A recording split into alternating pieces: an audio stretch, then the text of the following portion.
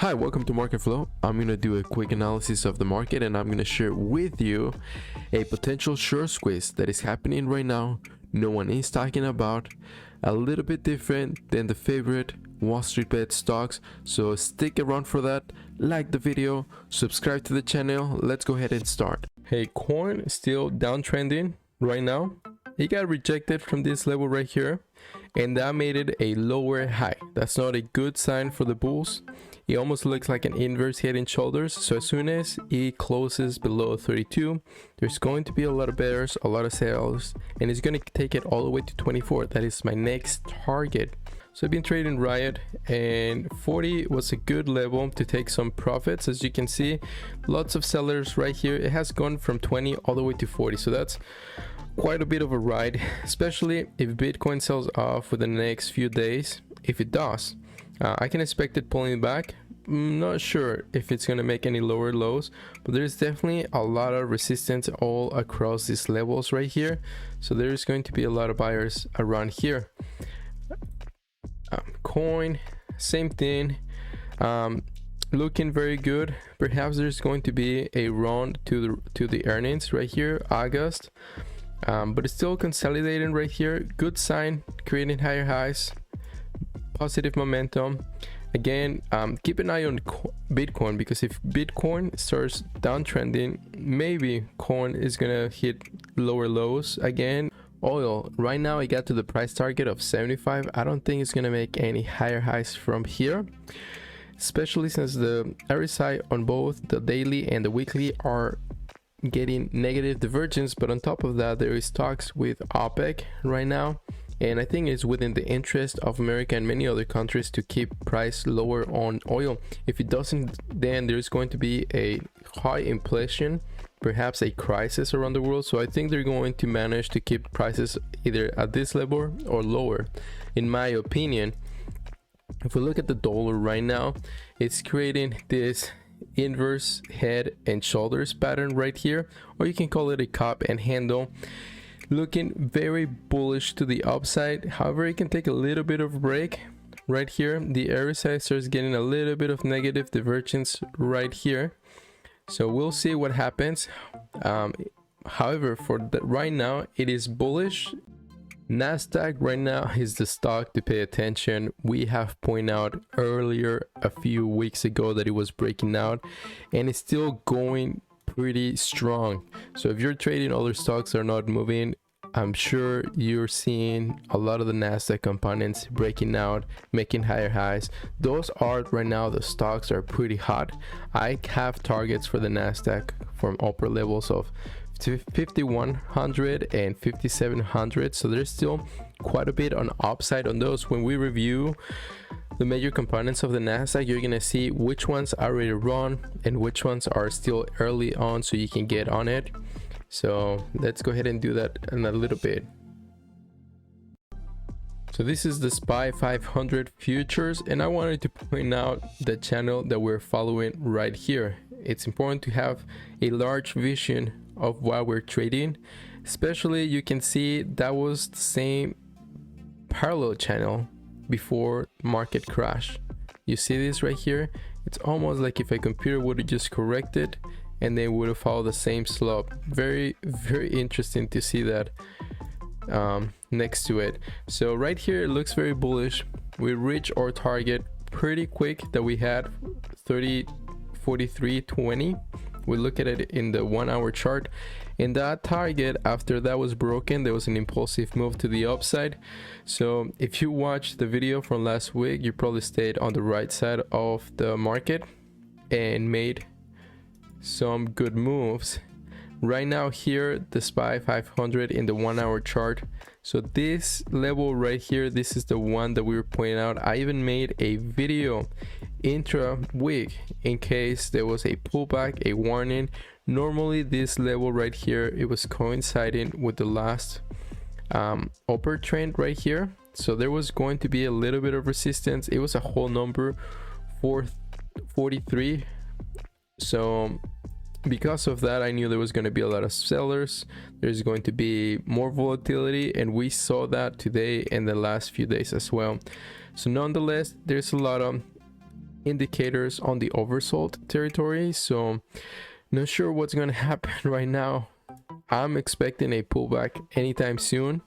A lot of shorts cover once this was broken, but if we look at it right here, the channel still has quite a bit of upside. I can expect it to get there sometime soon.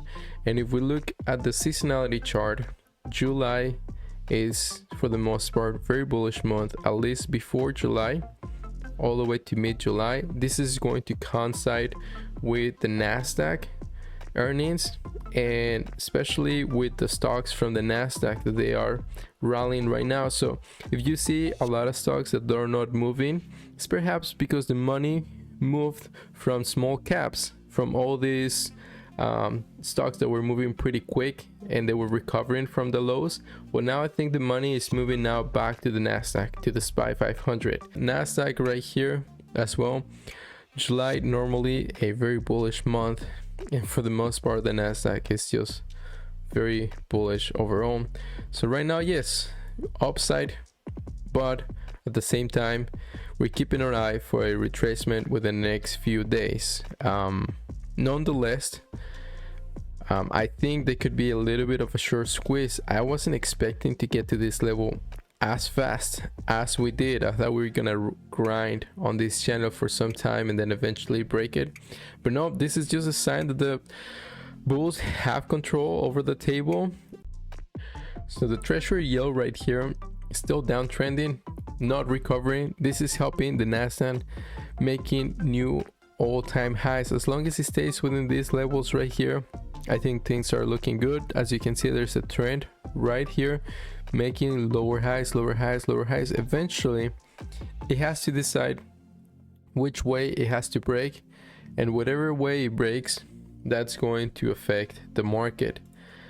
With the XLF right now, XLF is right at the middle, so I need to wait and see which way it breaks. My targets right now is 33, and then from the upside 38 for the short time. Of course, if it breaks 38, it's going to get higher than that, but as you see right here, the reason why I think it's a dead cat bounce is just because it's outside of the main trend channel that we have followed for some time. So I think it needs to do a little bit of correction, but nonetheless it can keep going higher. So at this point, this is all I wanted to share about the market. I'm gonna go ahead and review some of the components of the Nasdaq and the Dow.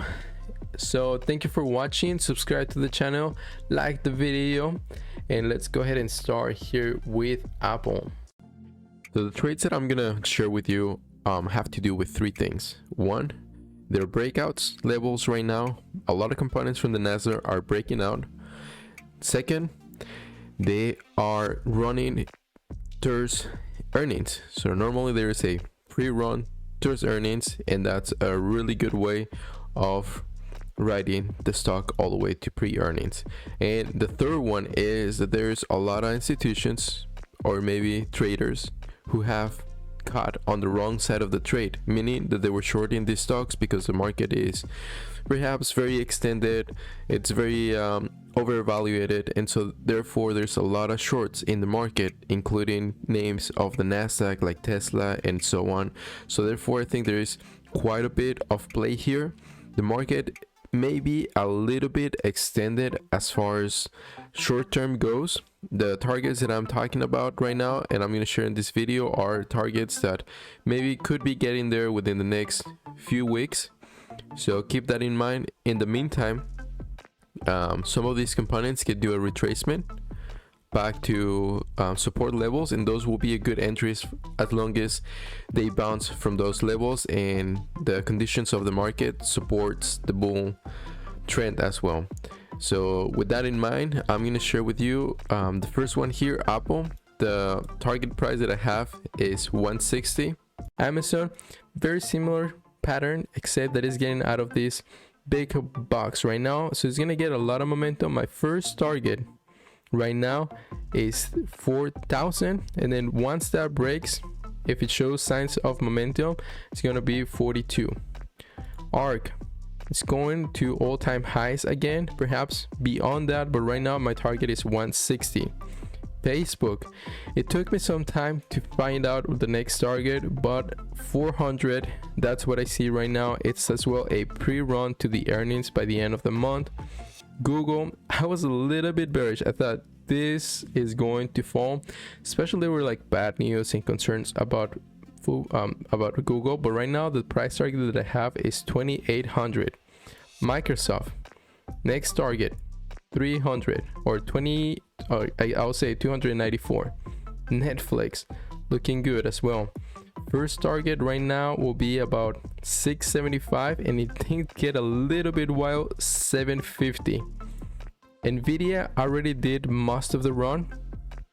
It has a little bit left in my opinion, all the way to 880, but I think this one is the one that I think it's already I wouldn't short it. I think it's gonna stay here for some time, and it's probably gonna burn a lot of shorts in the way there, but I think it still has a little bit of room, but not very much. PayPal, again, look at this UW pattern right here, breakout all the way to 360, maybe a little bit more than that. So this one will be my first target, and then if it goes a little bit crazy, 400. Tesla, again, this one is very obvious. A lot of people already getting a position right here, which is very reasonable. It's the way of doing it, breaking out, doing your bull flag, 1000. So these are all my trades from the Nasdaq. There's a few from the Dow that I was looking at. Boeing is one of them. You can see this triangle right here. Once it breaks this triangle, it's going to trade with a lot of momentum. Again, earnings is the end of the month, so even though it had bad news today, they quickly got back up. I think my next target is 320. Disney as well, it's downtrending. It was in this correction right here. I think there is a lot of bears. They're gonna get a squeeze, and once they get a squeeze, my next target is 250. And last, Salesforce. Yeah, Salesforce, it was in this downtrend, and it's correct. It has completed the correction. There's a inverse head and shoulders. So right now it's heading to 275, maybe a little bit higher to 280, perhaps keep going after that. But those are my first targets. Again, tell me in the comments below which of all these stocks are the ones you prefer to trade, how you're gonna trade it, and if I'm wrong about my thesis here as well, let me know why. Thank you for watching. Have a good day, enjoy your weekend, and subscribe to the channel, because at the end I'm gonna share with you how I'm gonna trade it. Next videos, I'm gonna do a follow-up next week, and so you wanna stick around for that. Thank you for watching.